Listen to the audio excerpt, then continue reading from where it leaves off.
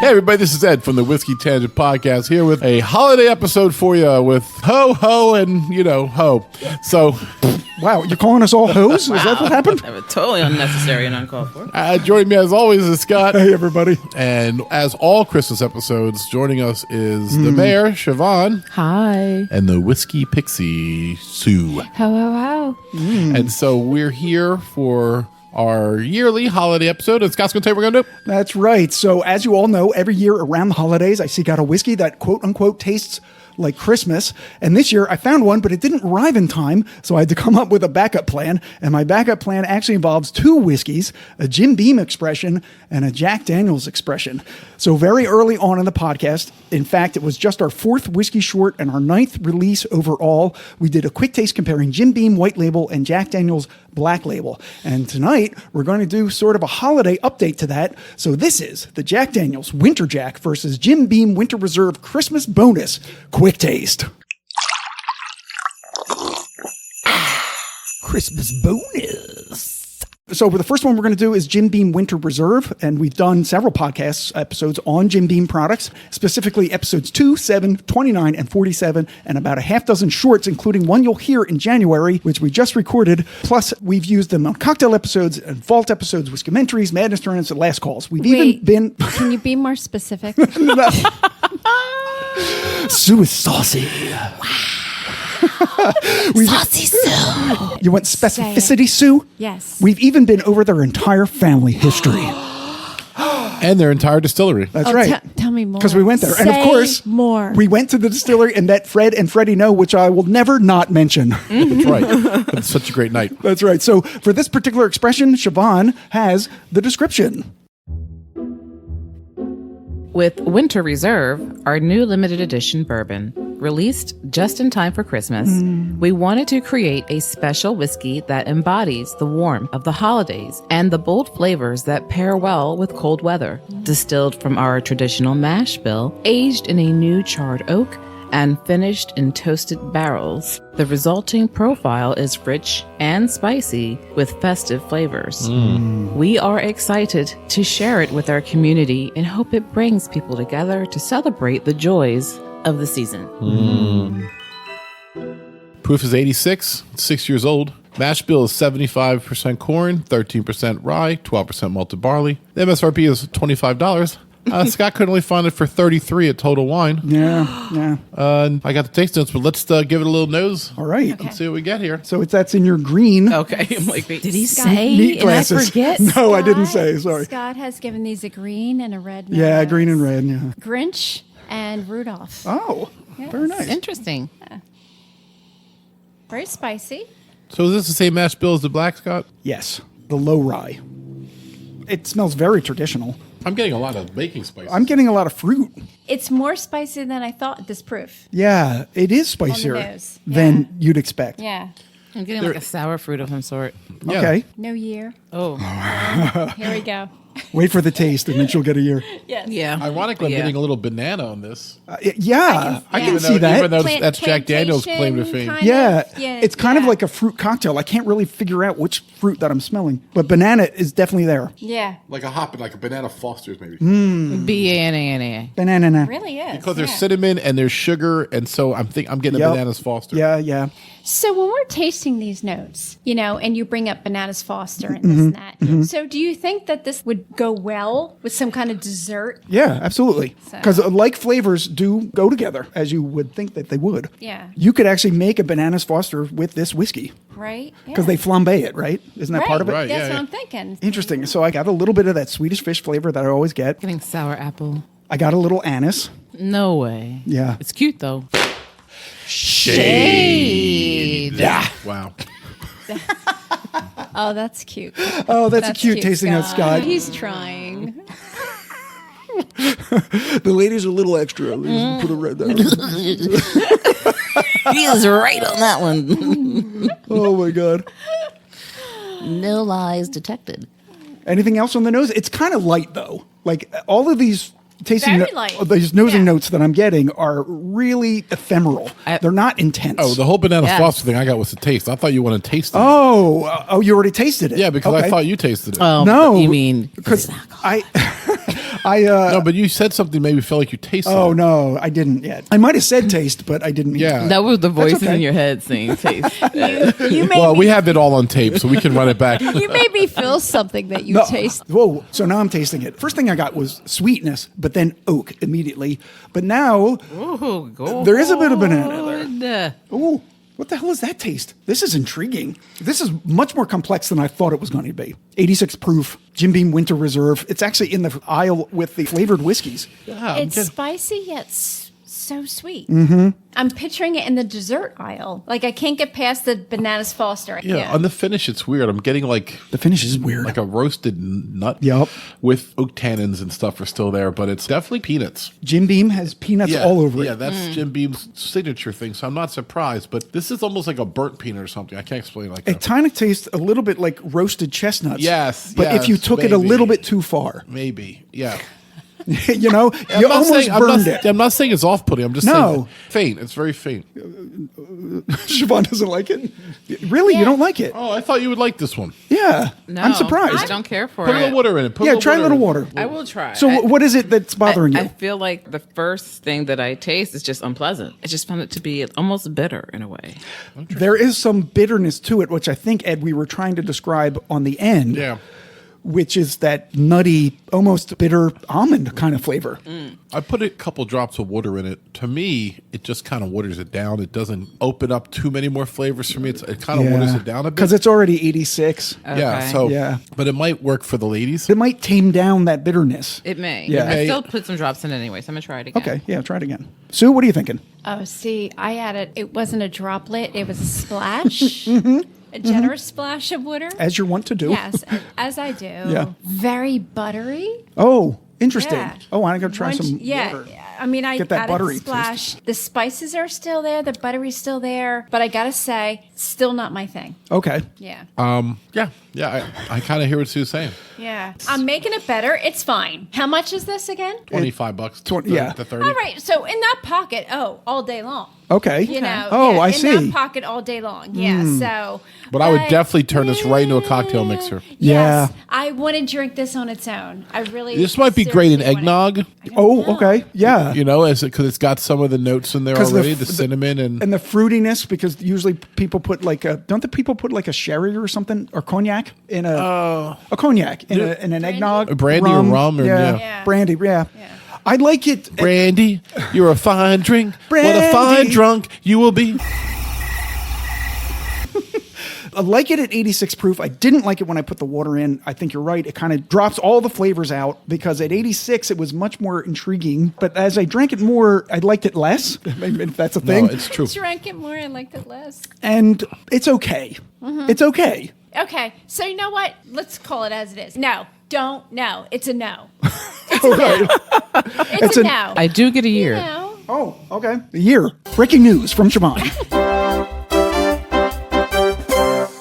I'm going to give it like a 1957. Oh my Oh, gosh. wow. Because I feel like the harshness of it reminds me of like a very old liquor from that time. You know? Okay. I mean, Jim Beamer's around in 1957.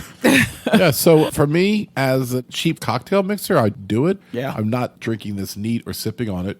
I have too many other whiskeys, even from Jim Beam, that are better than this. Right. I don't need to drink it by If you itself. happen to buy it and by mistake and you have some eggnog. Or somebody buys it for you for Yeah, Christmas. like, Build it this is and where you we're actually- going. You're not going to actually go out and buy this and then like figure out like how you can salvage it.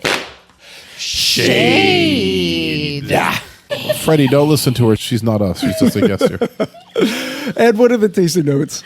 So the tasting notes came from Whiskey Ramble. One of the longest noses I've ever seen. Cornmeal, Now that's racist. toasted vanilla, peanut brittle, bright cherry, cinnamon sugar, and a hint of underbaked banana nut bread. See, we were getting the nuttiness and the banana and the That's peanuts. on the nose alone. And the cherry. Like, we got all these notes. Palate, vanilla extract, overly toasted almond, bitter nuts. That's what we were saying. The bitter nuts. Yeah, dried Yeah. cherries and cream. On the finish, you have baking spices, clove, fennel, an off-brand peanut butter. fennel.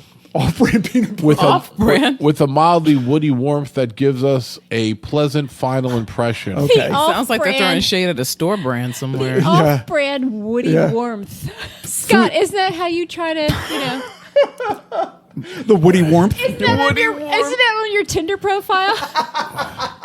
Calls it doing the Toy Story. The Woody Warmth. I'm Pinocchio. Tell me a lie. Like, there's brands of peanut butter from the food pantry that don't exist in the supermarket. We don't know Yeah. where they come from. Yeah. Off-brand peanut butter. Yeah, it's the weirdest thing. It's Generic. The generic aisle. Like, yeah, but it's like not. But I've never seen them in the store. It's like Sun Bright peanut butter or something like that, or it's like, yeah, you're all nuts peanut butter and stuff like that. You're all nuts. And my uncle's nuts peanut butter. Oh my God. Yeah. Wow. And then that's how the show was brought down. Wait, what's on Deadpool, Counselor? Scoutmaster Steve or whatever his name is. Wait, is there a badge earned in this somehow? Well, you can learn one later. Wow. Badge of courage. We did Bravery. bravery. Oh my God, she earned her pepper spray badge today.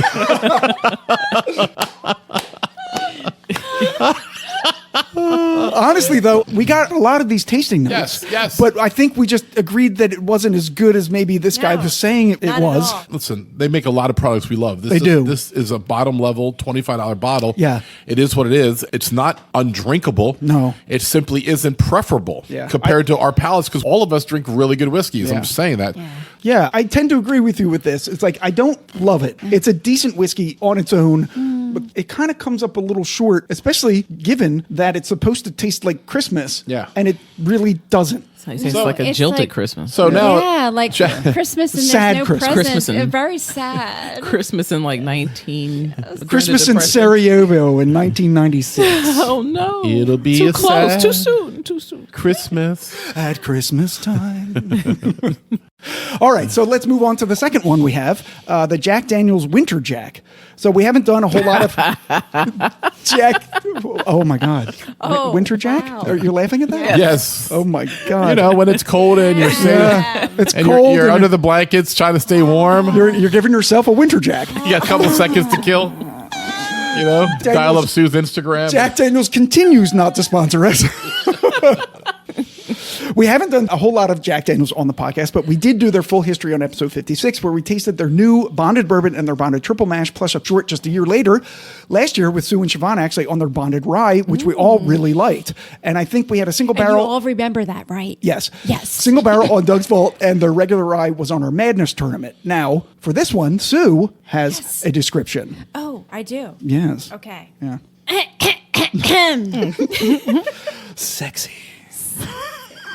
I'll just use my regular Yeah, voice yeah, because, come on. Yeah, go ahead. I'm just saying the coughing was sexy. Okay. Not really. Sorry, not sorry. Jack Daniel's Winter Jack is a seasonal blend of apple cider liquor. Jack Daniel's Old Number 7 Oh my God. Tennessee whiskey and holiday spices that's based on an original family recipe. If you live in a place where it's never cold or snowy, you'll never regret being prepared. Our heartwarming Tennessee cider.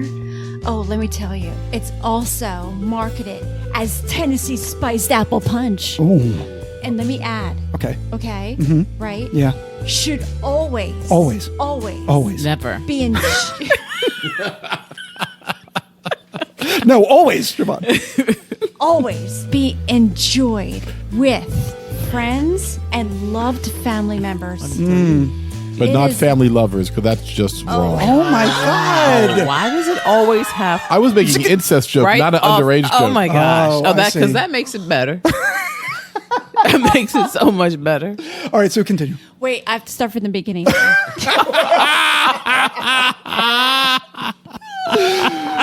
No, just continue. Skip Okay, to the end. Skip okay, to the okay. end. Okay, so wait. Yeah. Wait. Oh, it's only 7 words, Sue. You can do it. And is best served warm when it's so very cold outside. Like it is tonight. It's freezing. Okay. The end. Right, so first we are Our first act of defiance, we're going to taste it cold. we are going to taste it cold, and then later we will taste it warm. I'm so scared. And do the stats on this? Yeah. So it's a liqueur, so it's only 70 proof. God. Wow. There's no age statement. No one's waiting for me to read it, for they've already slammed it. It's okay. Just continue. 80% corn, 12% rye, 8% malted barley.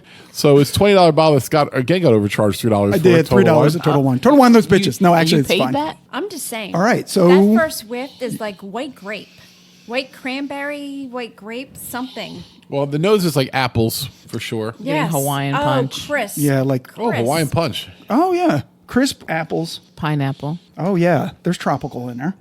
So very different. To me, it's very Wow, this appley. is so It's, interesting. Right. I'm So- also getting a hint of like green apple Jolly Rancher. I mean, it's called spiced apple punch, so it should be apple. Yeah, this is a liqueur. This is not a whiskey Right. like But the it's last still one. interesting. Okay, Sure. No, Yeah. very good point. Okay. It's only 70 proof. It smells like bubble gum.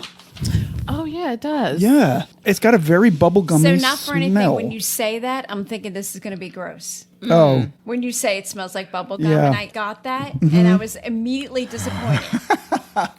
well, you never know. Like smell doesn't automatically Oh. translate That's to taste. very tasty. Yeah, I tasted it. It's sweet, but it's not sickly sweet. It's not as sweet as I thought it was going to be from the nose. Yes, I was afraid of that too. I agree. It's pretty light on the sweetness, No, even though no. sweetness is the primary flavor. The thing is, you took one sip. Okay, I'm taking this. You chugged as- it? No, I. you're doing a funnel. Sue. Well, peer pressure. Okay. Remember the time we waterboarded Sue with the Jack Daniel's Winter Jack. It's one of those things when you take that first sip or that first bite of something, you're like, oh, this is really good. It's sweet.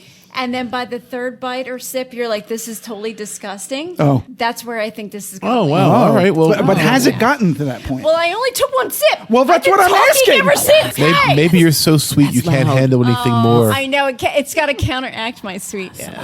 Right. Yeah, it tastes to me like a sparkling apple cider. That's kind of what this tastes like without the bubbles. The Jim Beam is 86 proof, and I got to drink that like a whiskey. Yeah. Yeah. I believe I could take this whole bottle to the head right now and not Yeah. even stop. Like, Yeah. and it's only 16 proof points lower. It's 70 proof. Take it to the head, lose a foot. You say I get diabetes right away? Diabetes. Yes. You know how much sugar is probably in that? Jesus Christ. It's sugary, but it's not that sugary, though. But you know, it's Well, on top of the L&M donut that we ate, yeah.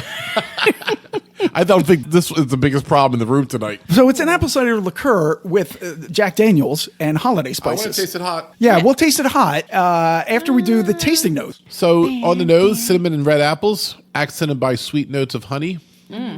Palate is soft and apple juice like. What Yep. the hell does that mean? Apple Soft- juice like. No, apple juice like I guess. yes. All right. Yes. Soft. Eventually growing into a tart apple flavor with baking spices eventually making their appearance known. Yep, Finish yep. is sweet with baking spices, but not so sweet that your mouth gets coated and you suddenly go grabbing for a glass of water. That's what we're That's saying. a great. Let's take a 3-minute break while we warm some of this up on the stove, and then we'll give it a try. Yeah, and then we'll come back with Yeah. Scott's crazy Christmas list. Yeah, all right. Right. Oh, that's right. Yeah.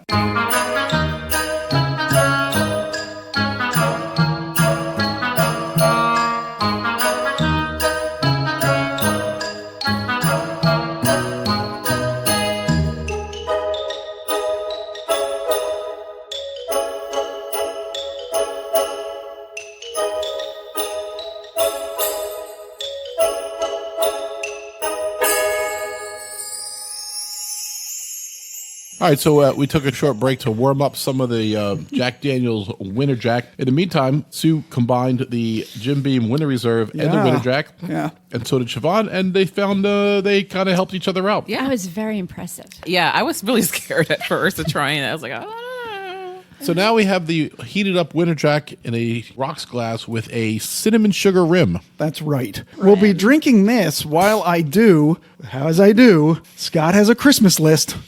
Oh no. Yeah, so Ed, I think I already know what it is, but go ahead. this is Oh, our no. 6th Christmas themed bonus Wow. thing that we do. We've done one every year. Originally they were shorts, but as they've gotten longer, they kind of graduated. They kind of graduated to their own thing. And for the past 5 years, we've been joined by Shavonne and Sue. However, in the first year that they joined us, the recording, for whatever reason, came out garbled. Right. Aliens. Yes, aliens. But what I remember us doing is that each of us talked about something that had happened to us on or around Christmas that was very personal to us. Mine was the death of my grandfather on Christmas Eve when I was just 13 years old, which was really sad. At the time, of course. But now when I think about it, it's really just sort of nostalgic. And it got me wondering about how other people must have had relatives die around Christmas, specifically famous people. So I went and looked and I found a lot. They run the gamut of historical figures, scientists, authors, politicians, and celebrities, and many of them had either an interesting story or some kind of weird or ironic coincidence. In fact, Wait, ironic or Ironic. erotic? no. Sue, it's not everything's erotic. Oh my God, Sue. Ironic coincidence. In fact, there are so many coincidences or ironic happenstances that I'm probably going to put sound effect every time that happens. So you guys won't hear that here, but you at home, you'll hear What? it later. What sound effect? It'll just be like jingle bells or something. Oh, Yeah. cool. So I compiled the most interesting ones, and for Christmas this year, 2024, as my gift to you all, I would like to share with you, in no particular order, the 12 deaths of Christmas. yay!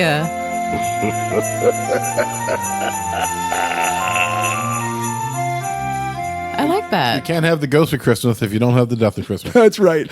So number one, we're just going to start off with the big one and the most recent. Oh, the big one. Yeah. Oh, I love the big one. Ready? Yes. George Michael. Yeah, that was really sad. I mean, first of all, I will be your last daddy. Christmas. Oh,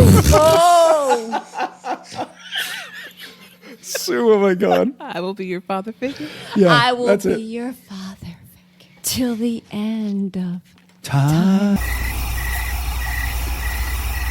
So, Georgios Kyriakos yes. Panayotou. Real name. Yes. Born in London, England in 1963 and better known as George Michael, was an English singer, songwriter, record producer, pop culture icon, and one of the best-selling musicians of all time, with record sales estimated to be over 120 million worldwide, both solo and with his band Wham. He died of heart disease at the age of 53 on Christmas Day, 2016. Wow. Yeah, it was really sad, especially with the last Christmas song. Heart It was disease. like Heart like disease. now when I hear it, but I still love the song. Yeah, still love George Michael. It's a great song. So he has a fun Christmas fact, and it's the song that you just mentioned, Shavonne. His hit song "Last Christmas" was released in December of 1984, and according to Billboard magazine, to date has had 3.7 billion radio plays, 1.2 billion on-demand streams, and sold 1.1 million downloads in the U.S. alone. And yet, upon its initial release in 1984, "Last Christmas" spent 5 consecutive weeks at number 2 on the singles chart, held off the top spot by Band-Aid's "Do They Know It's Christmas," on which George Michael also performed. It's one of those songs that was just going to be an everlasting hit. Yeah. Season after season, you have this Christmas, and like Group Frank songs. Sinatra hits, Oh, yeah. that are in traditional rotation. Yeah. And this Hey, is White Christmas. definitely, Yeah. yes. This was a modern and you know- Christmas absolutely. classic. And, And it you- can apply to so many like different cop cars that go by. Somebody died. Another death on Christmas. Get their name. Get the name. They're going on the list. 13 deaths of Christmas. 13 deaths of Christmas. But what sold George Michael was the video. And it was this big story thing about this brooch that he gave his girlfriend, and then all of a sudden she sold it on the guy. And it was this whole big story. And they knew how to market this song. It was all about marketing. His voice was great and wonderful, but the fact that it was the video that sold that song. It was that the year. 80s. Yes. Right. Videos Yeah. were king. As well. For sure. So, and he's not hard on the eyes. So, He's certainly hard in the pants. hello. A very talented guy. Died way too young. 53. I don't understand. Heart disease at 53. Well, two things. I don't understand why the other guy in Wham had zero fame. There's only 2 of them. It's not like a band of 5. Like it's 2 guys in Wham. One's the biggest star in the world when he leaves Wham. The other guy is like, selling shoes somewhere. I mean, I literally, that guy didn't even have like the fall from grace police report, punching people in a bar, drug addicts. Like No, he just got to he disappear. just disappeared. Like I don't know what happened to him. I mean, George couldn't throw him a bone, like get him a commercial or something. I don't know. Sure, Yeah. and the second thing. I don't understand how I didn't know he was gay when he's in Wham. I don't know what I was looking at. Oh my God. I Wake me up before you go. I mean, I don't know. Is a cry for help.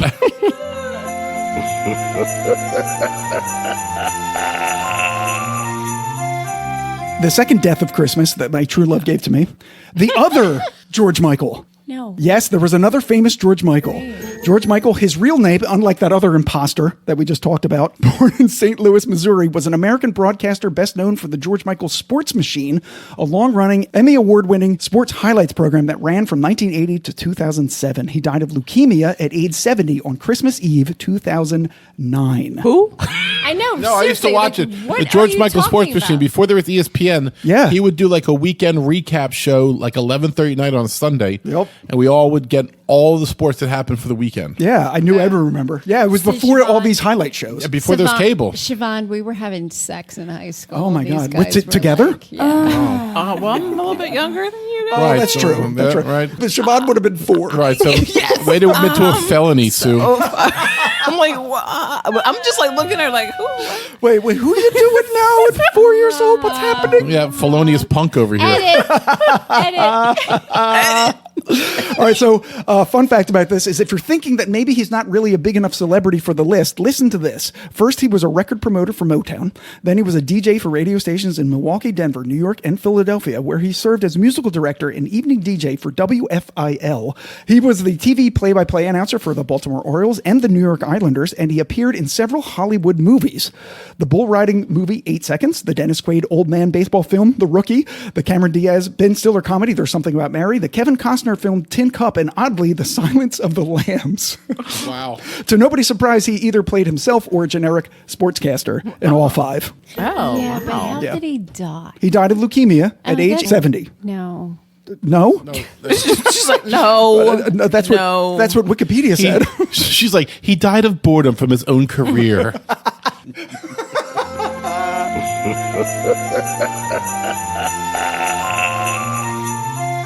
On the third death of Christmas. On the third death of Christmas, my true love gave to me. Okay, actually, so Smack on the bottom. Yeah, so actually, it's 3 and 4 are paired together. Oh Okay. no. Yeah, there's a pair. So the U.S. presidents, Harry S. Truman and Gerald Ford. I knew it. I knew it. Knew they were connected. Harry S. Truman, born in Lamar, Missouri in 1884, was a senator from Missouri, the 34th U.S. vice president under FDR, and the 33rd U.S. president from 1945 to 1953. He died of pneumonia at age 88, the day after Christmas, Allegedly. 1972. Fun Christmas facts. He spent 8 years in the White House, but only stayed there Christmas twice, flying home to his family in Missouri because of how homesick that he would get. However, in the days leading up to Christmas, he would have his staff find local families in need and provide them with food from the White House kitchens, also giving cash to his staff, saying, "This is to buy each child a present. If it isn't enough, let me know." Let me know. Not that I'm going to do anything about it. Shade. Yeah. But just like, Yes. let me know. Wow, we're just shading Harry Truman like For no reason. like so long after, like literally 54 years after his death, like for no reason. Oh my God. All right, so he's paired with Leslie Lynch King Jr. Who is Leslie Lynch King Jr., you ask? Wait. His mistress? Who's Leslie King Jr.? Gerald Ford, born in 1913 in Omaha, Nebraska. He changed his name. He was a congressman from Michigan, the 40th U.S. Michigan. vice president under Richard Nixon, and the 38th U.S. president from 1974 to 1977 after Nixon resigned. He died of cerebrovascular disease at 93 on the day after Christmas 2006, the 34th anniversary of Truman's death. Wow. Truman, of course, was famous because he took over FDR in World War II and dropped the bombs on Japan. Ford was a tremendous athlete, all-American football player, and I believe he was in the military. And a really good guy. His problem was he took over after Nixon, who was not really Not a good guy. Well, not that loved of a president. Yeah. I think Nixon thought he was doing the right thing for the country, but he was just arrogant enough to think that he knew better than everybody else. He didn't have to follow the rules. I can't think of a president who doesn't think the rules apply to him. Oh, we're not even going there. Oh my Moving God. on. Moving on.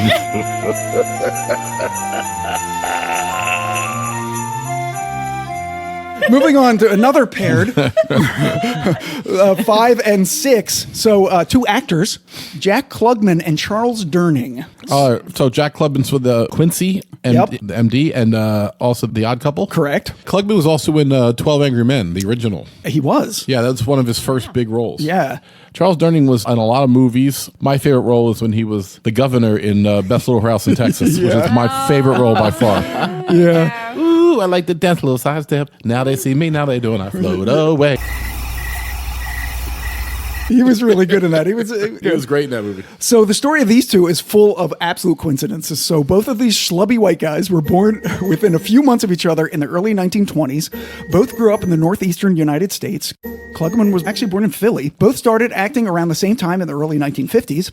Both became popular character actors who played the sort of everyman or gruff but lovable type in dozens of successful films, TV shows, and stage productions. And they both died within mere hours of each other on the same day. Are they holding hands? Holding hands on Christmas Eve. How sad is it that I thought of the same exact comment, holding hands?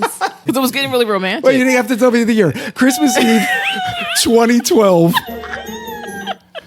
So Durning died of natural causes at 87 while holding the hands of Klugman, who died of throat cancer, and he was 90. And despite it all, they never, ever worked together. Probably because they were going for the same roles. Probably. Yeah. Yeah, that makes sense. Yeah. But wait. Oh. How are you like, we just made a joke connecting them. How are you connecting them? They were died on the same day. The literal same day. And they're both act. Christmas Eve, Yeah. 2012. Okay.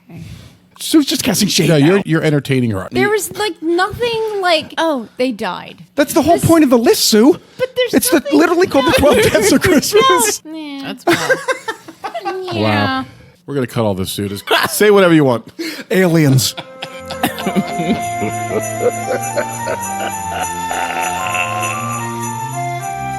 Okay, so on the 7th death of Christmas, Sad The cat. seventh death of Christmas, Christmas, my my true love gave to me. Reggie White. Yeah. Reginald Howard White, born in Chattanooga, Tennessee in 1961, was a defensive end who played 2 seasons in the United States Football League, the USFL, before moving to the NFL, where he played an additional 15 seasons, 8 of which he played for the Philadelphia Eagles.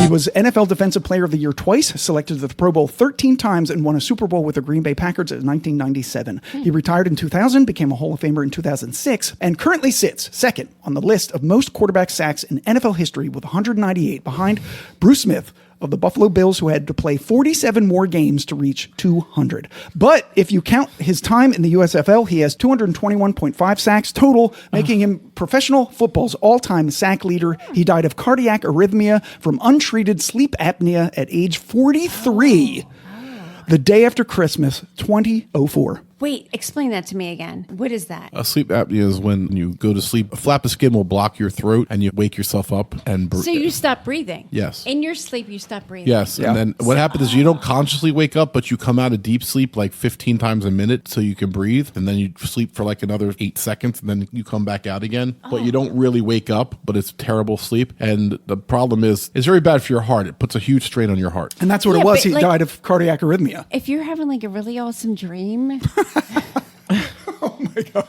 That shouldn't kill you. It shouldn't kill you, no. Right, no. No. and then like, oh fuck, I gotta wake up and breathe. Well, yeah, you don't dream with sleep apnea unless you get a machine. Yeah, so here's the tragic fact about this. The football legend's CPAP machine was found at his bedside unused. Oh no! Did he not have it plugged in? Shade. Check the outlet. I hope my power goes out one night and y'all think it's funny when I die. Oh my God, there's a thunderstorm and he died. You hear that? We can put him on next year. Remember Sue made fun of that on the 2024 holiday podcast? I'm just going to take all of his audio and just mix together new and interesting things that he might say. Absolutely. With 250 episodes, whatever we are, Scott has enough for me to do anything he needs me to say over again. I'll just give it to AI. I was going to say, just give it everything He'll to recreate AI. your voice, and I Yep. can make you say anything. Right. I would love you to do that after I'm done, Scott. Just keep me going with Gabe. I will do that. And the crew. Yeah, I will do that.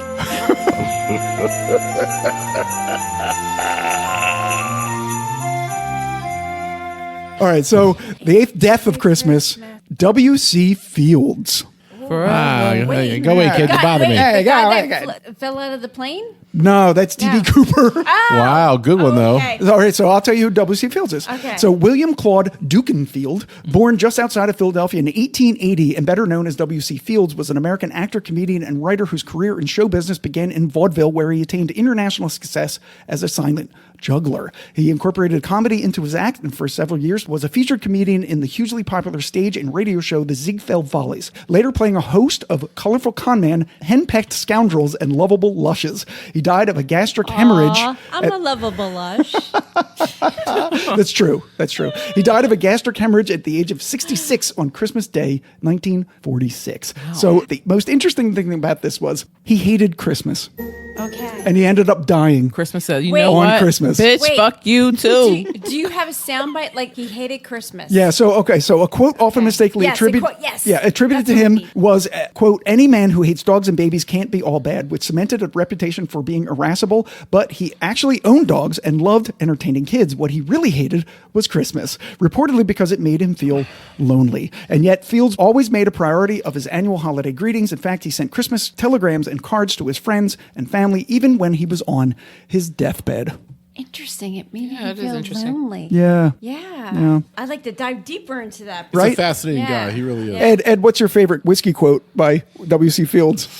Can you remember it? No, I forgot it now. Wait, oh, damn it. It's about a snake. Wine is fine, but whiskey's quicker. No, go ahead, Scott, say it. It's always carry a flagon of whiskey in case of a snake bite. And furthermore, always carry a small snake. Oh. He had others, though. Yep, and Scott's always carried a small snake with him wherever he goes. Bum, bum, ba-dum. He also has other ones. When life hands you lemons, make whiskey sours. Oh. Yeah. There we go. The best thing for a case of nerves is a case of scotch. Oh my God, he was hilarious. I love him. And the last one is the advantages of whiskey over dogs are legion. Whiskey does not need to be periodically wormed. It does not need to be fed. It never requires a special kennel. It has no toenails to be clipped or coat to be stripped. Whiskey sits quietly in a special nook until you want it. True, whiskey has a nasty habit of running out, but then so does a dog. This guy was so cool. I love him. Oh, yeah. I mean, he was a Yeah. hugely famous actor and comedian of his day. 1940s. 1946, he died, Christmas Day. Oh my God. Yeah. We weren't even born. We weren't even born. Well, the next one did die when we were born. Okay. Yeah. I'm excited. Oh my God, Sue's excited for death.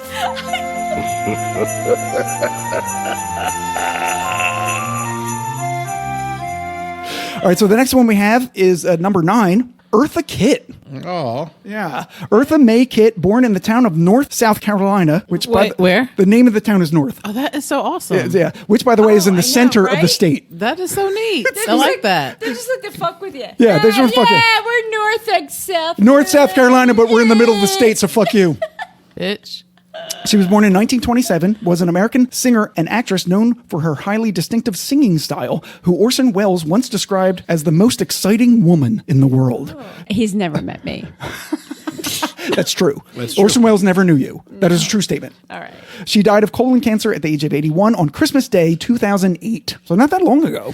No. All right, so her famous Christmas novelty song, Santa Baby, Yeah. was an absolute scandal when it was first released in 1953 because of its tongue-in-cheek look at Christmas list addressed to Santa Claus by a woman who wants extravagant gifts that become increasingly laced with sexual innuendo.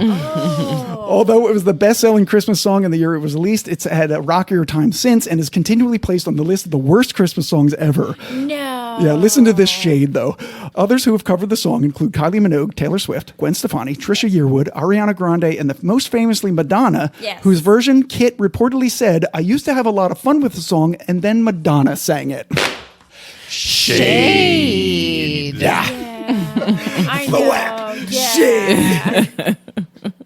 See, everybody tries to make it like it's the sexy song. Yeah. And Yeah. so, but if it's a sexy song and you're trying to make it sexy, I agree. So Madonna tried No. too hard. She tried too hard to make If it you sexy, and that just song is sing it, terrible. And it's much Eartha Kitt's better. song is legitimately sexy. yes. I mean, Yeah. you can debate whether it's a good song or not, but she sang it with some sex Yes. appeal in it. Yes. Yeah. Okay. I don't even think I've even heard the Madonna version. Oh, really? Yeah. Oh, we'll It's play it bad. later. It's terrible. Oh, no. It's terrible. So bad.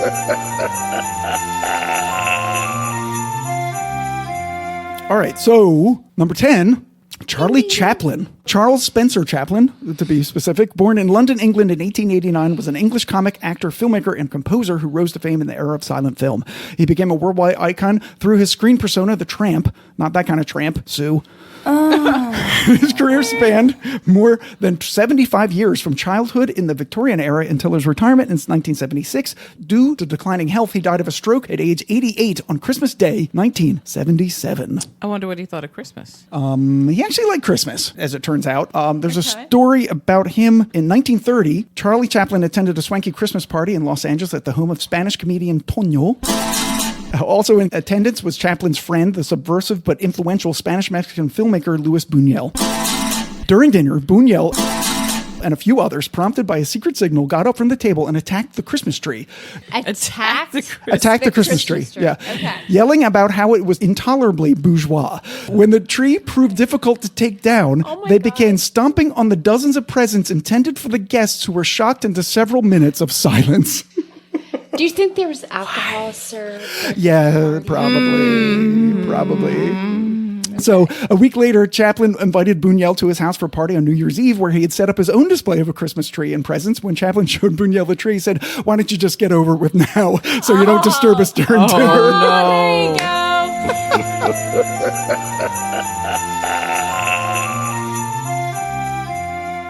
So, two more.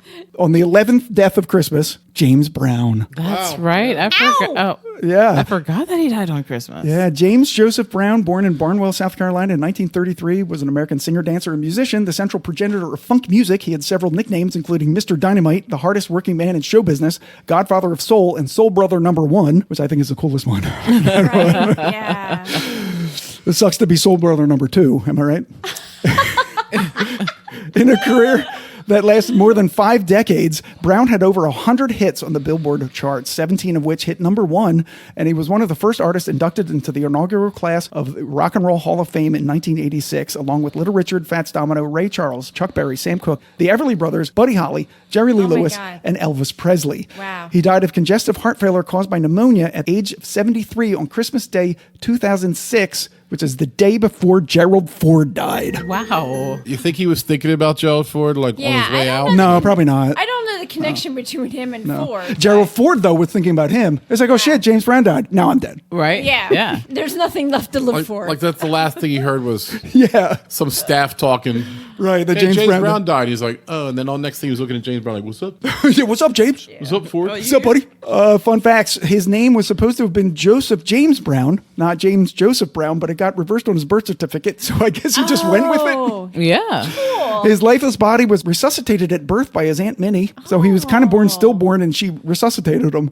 And another aunt, Aunt Honey, was the madam at a brothel That's where what James he- Brown that's what grew he up. called Oh, her. wowzers. Kind of explains a lot about James Brown. Oh, yes. So, Christmas facts, Brown had put out 5 Christmas albums with his most popular Wow. songs, being Let's Make Christmas Mean Something this year, Soul for Christmas, and my favorite, Santa Claus Go Straight to the Ghetto. That song way. is just off Oh the my rails. God, I have to look these up now. I'm so YouTubing. And don't forget twerking reindeer. Oh my God.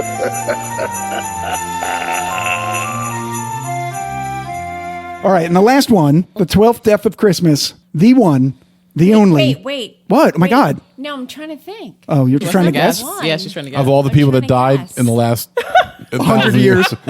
Last people that died in 100 years on Christmas Day, Wait, Christmas I Eve, wanna or day after guess. Christmas. All right, let her guess. Just you have 5 seconds to come up with a name. Stop. No, I go. Okay, fine. Shut up. All right. The 12th death of Christmas, Dean Martin. No, I would never guess. Never got Dean Martin. Yeah, Dean Martin. Singer. Dino Paul Crocetti, born in Steubenville, Ohio in 1917 and better known as Dean Martin, was an American singer, actor, and comedian nicknamed the King of Cool. Martin's first breakthrough was as a duo with comedian Jerry Lewis in 1946. After an acrimonious split with Lewis, Martin went solo and became one of the most popular acts in Las Vegas, later teaming up with fellow singers Frank Sinatra and Sammy Davis Jr., who together with several others formed the famous Rat Pack. Characterized by his relaxed, easygoing demeanor, Martin appeared in 85 film and television productions and sold 12 million records in the United States and over 50 million worldwide. He died of complications from emphysema at age 78 on Christmas Day, 1995. Wow. Emphysema. Well, he smoked nonstop. Yeah. Yeah. He's a big drinker, too. Yeah. I think there's other complications. Yeah. Sure. But not for anything. When you say he was born in 1917, my grandfather was born in 1914. Mm-hmm. And the image I have of my grandfather and the image I have of D. Martin, So different. it's a little different. So completely opposite, huh? Oh, yeah. My dad could have been John Lennon, but he wasn't at all. I think my dad and Steven Tyler are the same age. Oh my God. It's like, imagine your dad being Steven Tyler. The image you have, like, of these people. Fun Christmas facts. So, fun fact. Yeah, he released 2 Christmas albums in 59 and 66, and you literally can't escape the Christmas season without hearing any Dean Martin songs. Right? Including classics like Let It Snow, It's Beginning to Look a Lot Like Christmas, the Volare, yeah. the quintessential version of Jingle Bells, and That's Amore, and the controversial, because some people just want to intentionally misinterpret lyrics and ruin everything, his duet with Marilyn Maxwell, Baby, It's Cold Outside. Oh, yeah. But don't we like to controversy. misinterpret, Come on. Were they saying it's a little rape? What they're saying. It's not. Oh, It's not. wait. I No, agree, it's not. It's ridiculous. I agree. I mean, Yeah. come on, slow down. Right? Why do we always got to Right. take it to It's 10? just it's a sexy song. Yeah, I figured we'd all sort of Yeah. same opinion about that. Well, it's a funny song. Like, hey, like It's very funny. Yeah, like what's in this drink is like, someone's saying like, oh, I'm getting so like, Right, there's loose and like what relaxed. kind of alcohol is in this? Yeah, it's not like a roofie in 1943 or whatever it is. Did you put GHB in this? Well, and the other thing is, it just could be a form of foreplay between the two of them. Exactly. Because they both could be like taunting each other. It's, you know, and that's but what it knowing is. damn well It's she was very just gonna stay good-natured. anyway. And who's to say that, you know what? Maybe she had an agenda. Yeah, I mean, up until 5 years, girls would always say, no, I have to get home. Oh, please, you're being so bad. Stop. Right, no. Sounds then like it's- somebody that has some experience. Well, here, smell this rag. I don't know, Does it smell like chloroform? I'm the ether buddy. The ether buddy. All right, so this was the most balanced take from Wikipedia. So since 2009, the song has faced criticism for its lyrics, particularly the line, say what's in this drink, as well as the pressure for the woman to remain in spite of her repeated suggestions that she should go home. However, others have noted that cultural expectations at the time of the song's writing were such that ladies were not socially permitted to spend the night with gentlemen to whom they were not married, and that the woman clearly states that she wants to stay, while the phrase, what's in this drink, was commonly used to sidestep social expectations by blaming one's actions Yes. on alcohol. Yes. Yeah, Yes. that's why I Yes. think she wanted to stay. Yeah. They Yeah. both were doing a tongue-in-cheek. Exactly. It was very tongue-in-cheek. In fact, this came out in 59, but the song was written in 1944 for the songwriter and his wife to perform in front of their friends and family And that as makes like a sense. joke song. Right, yeah. In the 40s. Wow. People don't give the woman enough credit to know, Yeah, hey, yeah, she yeah. could be a player too. Sue's here to tell you. Hey, Who knows best?